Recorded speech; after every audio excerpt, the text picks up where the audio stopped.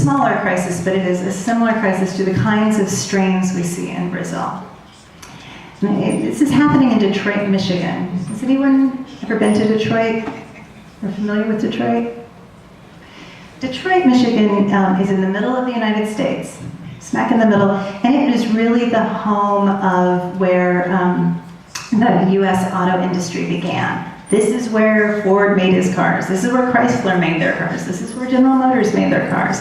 After the Second World War, this became probably the largest industrial area in the world, and probably for a little while it was the richest city in the world. A spectacular place with beautiful architecture. Some of the most kind of perfect Art Deco architecture that was ever created is actually in Detroit. It was the place to be. And it is no longer the place to be. As the auto industry took jobs overseas, as economic disasters occurred, but mostly as the employment base failed, Detroit has stopped looking like anything like its former self. These pictures, frankly, for most Americans, don't look like the United States. No one can believe this is actually in our country.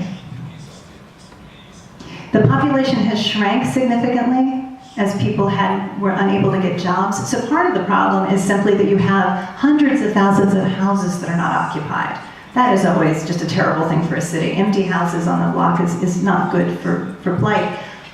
But worse, it's just in terrible shape. The city does not have enough money or has been mismanaged or both to be able to maintain very basic city services. Its police has not been paid for months and often does not work. It cannot keep the lights on in the streets. It cannot collect the garbage. It cannot pave the roads. It cannot maintain the properties. The very things that we in the United States have come to depend on our municipal governments to do are no longer available. The population is also incredibly poor. There is not an employment base, but as often happens, many of those people do not have enough money to move away. So they stay in this city, very often on public assistance. And interestingly, the population is overwhelmingly female. Men often leave their wives and go, and the women with children feel like they don't have the opportunity to leave. So you end up with a city of many people who are impoverished, many people who don't have the opportunity to work, and then women with children who are particularly challenged in their economic situation.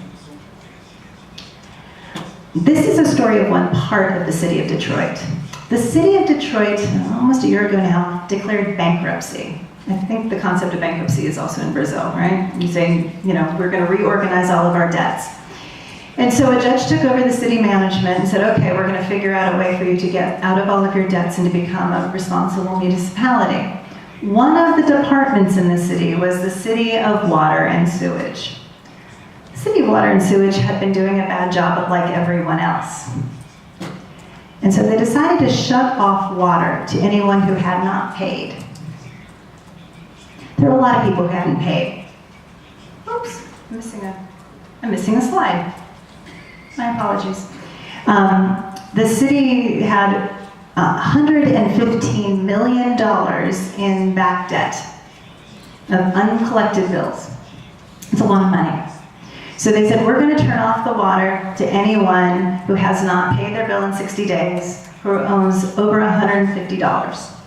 You're done. With no warning, they just shut off all the water. This was challenging for a variety of reasons. First of all, in a very poor community where people make less than $22 a day, and they hadn't paid their water bills, many, many people owed more than $150 and just didn't have the money to pay up. Living without water isn't easy. Living without water when you have children is actually a violation of US child welfare laws. So the water agency turned off the water in many of these houses, and then a few days later, the Department of Children's and Family Services showed up and took women's children away because they had an inadequate house. So this became a social crisis on multiple levels and was perceived as incredibly unfair, particularly because no one had been paying their water bills for years. And all of a sudden, their water was shut off and their children were taken away. This was a fairly significant crisis. And so a group of NGOs brought a lawsuit against the city. I want to talk about the claims in that lawsuit. That lawsuit was only recently filed, and I want to talk about the claims and what might work and what might not prevail, because I think it's an interesting way to conceive of the kinds of things that happen when you have a water crisis, and the way, as the public and as lawyers, we should conceive of the problem. Oh, there's the slide I was missing. So the first claim was a claim under our Constitution. And that claim was a claim based on our equal protection provision.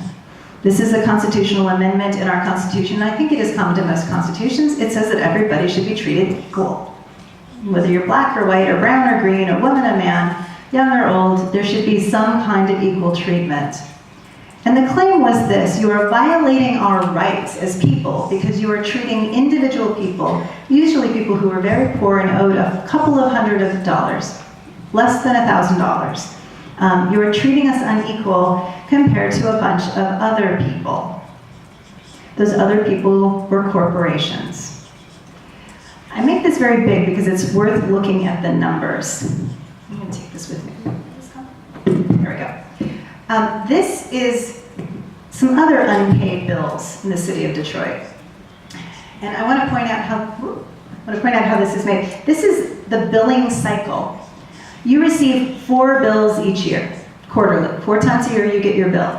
So this is the number of times you have not paid your bill. They have not collected from many people for a very long time, just to be clear. And just look at who some of these people are. Chrysler owed $96,000 in an unpaid water bill. Atomic LLC, this is the local nuclear power plant, owned $112,000. There's a church that owned $80,000. I love this one. This is a golf course, and it's on here twice. I think this was for the water for the bathrooms, and this is actually $437,000 probably for watering the greens, watering the golf course. This water was not shut off. So single mothers say, you can't shut off my water and take my child away while you allow the golf course to continue to have water without any penalty. You are treating us unequal. I think the most painful and ironic part of this is actually at the top of the list. Look who that is. $4.9 million, $5 million. The state of Michigan had not paid its bill. But they cut off the water with no warning to women who owed less than $300. As a constitutional claim, I think this is important. And I think it's a principled claim as well. We often treat corporations better than we treat our citizens. And maybe it's fair to turn off all the water. Maybe everyone who hasn't paid should have their water turned off. But everyone who hasn't paid should be treated the same. So this is the first claim the NGO has brought. The second claim is a claim in contract. It's a claim in equity. And it says you have violated the contract because we had a very specific agreement. You said, when we made this contract, you said you would bring water to my house. And you had certain conditions. The water would be good, it would be drinkable, it would come on time, and if I didn't pay my bill, you would shut me down with notice. You would give me 10 days notice to come clean on my bill, to pay up my bill. You have violated the terms of that contract. You have violated those terms. You have not delivered clean water. The water that was coming into some of these houses was dirty. Sometimes the pipes were broken and the city did not maintain their pipes. And you gave us no notice. Literally, this water was turned off some days with zero notice. One person would show up with a wrench and turn off the water with no opportunity to make any adjustment. You have violated our contract. There is no statute that says that the water company had to maintain the contract. It is only common law. It is only this judge-made law that sets the terms for when contracts have to be abided by and how that is done. Arguably, the agency could pay damages to these people. What were the damages to you? How much work did you lose? How much water did you have to buy? We will pay you for this, for a breach of the contract. Although there's also this question in equity. I don't want you to pay me for buying water. I want you to turn my water back on. I want specific performance. Just do what you said you would do. The third claim I'm so sorry I don't know the word of this in Brazil. The third claim is a claim we call estoppel. And the practice works something like this. Even if we had an agreement, but you kept acting in a certain way, at some point you can't change your mind. For example, if I said I was going to give you aldequejo every day for 1 real, but I only charged you 50 cents. Every day I come and I'd only take 50 cents, take 50 cents, take 50 cents. At some point I could no longer say you had violated our agreement because of my behavior. I had made a certain behavior that you came to expect. So I am stopped from claiming that you violated the contract because I am the one who acted. In this case, the claim goes like this. The city continued to deliver water to people for many years when they did not pay. And continued, and continued, and continued. And people became dependent on the water coming without having to pay. The water company cannot one day say, oh, never mind, now we will enforce the contract. Because people have become to depend on having that water come. And you all know, I know how it is to make your budget. And you know what to expect to pay. And then to have a different bill dropped on top of you, you just have not adjusted your budget to be available. Many of these poor families could not suddenly come up with $500 or $700 to pay a very old bill. They had come to depend on that water being free. And so the company is stopped, at least from shutting off the water. They can't say, I didn't charge you from 10 years and now no more water because you haven't paid your bill. That's the third claim. Oh, and I'm sorry, my slides are a little funny. I think this is close to this concept of administrative morality in Brazil. I have had some of Professor Paulo Affonso's students tell me that there is a similar concept, that if the agency has acted badly, the agency cannot suddenly change its mind. The last claim is a public trust doctrine claim. Remember, the government holds resources on behalf of the public. And this argument is very interesting. Remember, Detroit is actually in the Great Lakes, the largest body of fresh water, I think, almost in the world. If it is, I think it is the largest fresh body of water in the world, and that's where Detroit is. It's not like we're lacking water there. There is plenty of water there. And the argument is, where there is plenty of water, the government is supposed to make that water available to the people for beneficial use. What is more beneficial than giving poor people enough water to drink and to bathe? At minimum, the public trust should mean that people are able to have enough water to live. I can't tell you how radical this is. We have never had a right to water in the United States. That is actually not a constitutional right. The word water isn't in our Constitution like it is in yours, which I think is brilliant. There is no actual right to water. But the assertion that the government should make basic water available under the public trust doctrine is a very interesting legal tactic, and a fairly new one. These 4 claims are new. We don't know how the judge will react. We're still waiting even from the answer from the city to see how the city will respond. But these are particularly interesting claims to be made and fairly revolutionary. It's good lawyering. I'm impressed. This is the other thing that has happened in Detroit. Detroit made a petition to the United Nations saying that turning off the water, particularly to poor people, particularly with no warning, is a violation of human rights. And the UN sent investigators. This doesn't happen in the United States. No one investigates us for human rights violations. We investigate other people.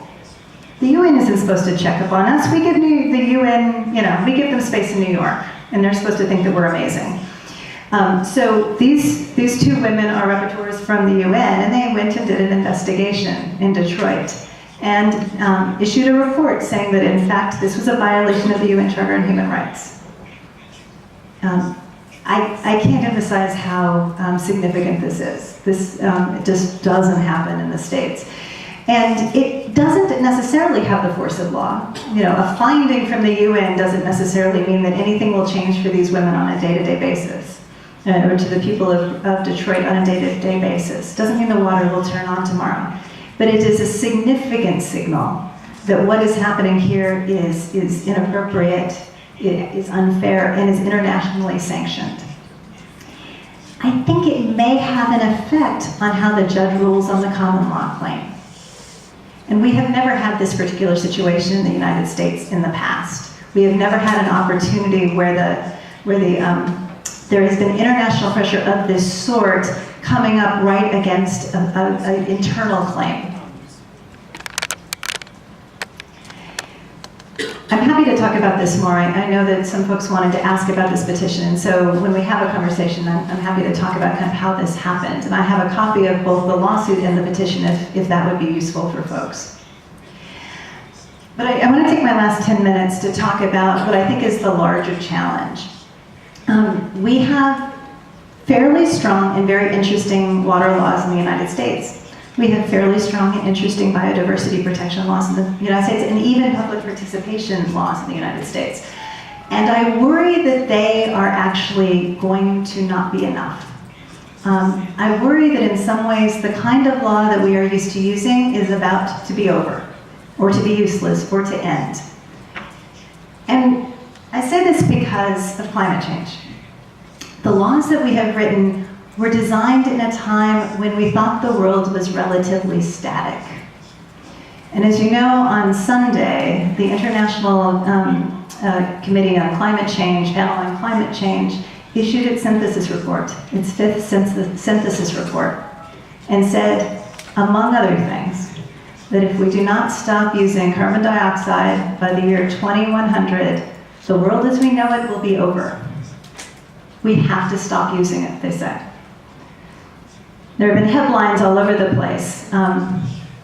Panels warning on climate risk. The worst is yet to come. Things are going to get hotter and drier and more difficult. And at least for lawyers, the static space in which we created our laws will no longer hold. The center will not hold. We will not be able to presume that if we just control the point sources, if we're just a little bit cleaner, everything will be okay, because the world around us is changing.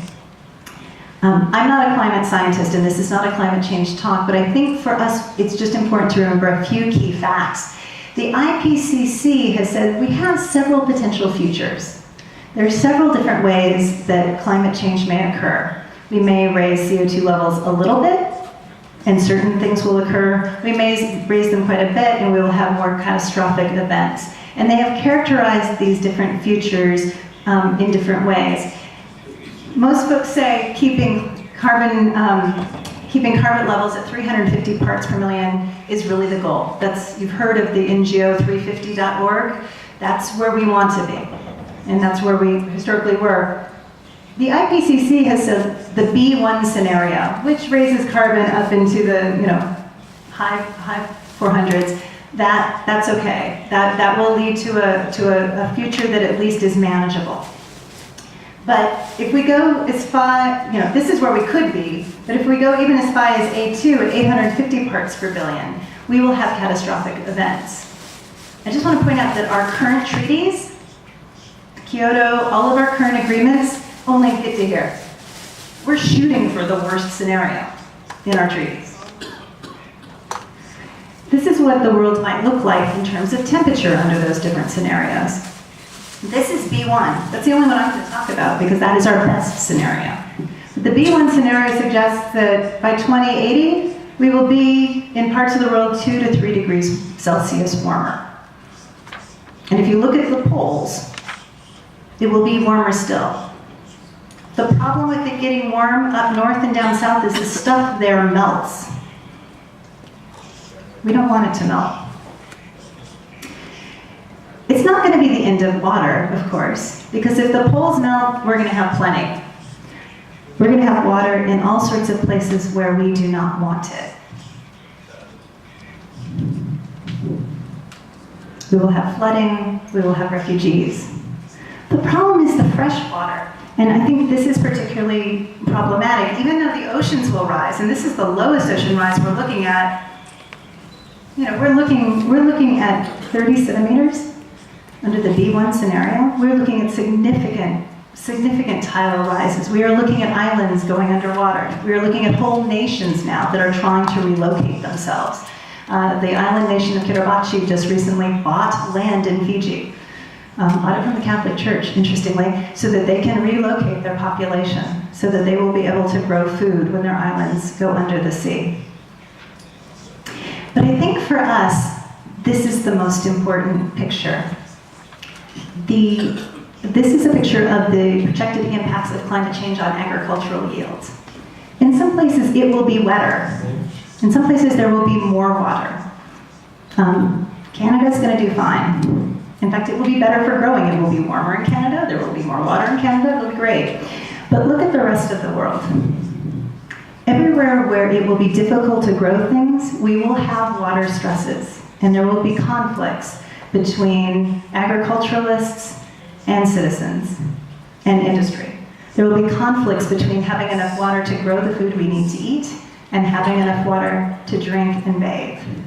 And I would suggest that this map, the red and the orange and the yellow, these areas where we will have water conflicts, are also the places where we will have political conflicts. This may well be a map of the next wars of our world.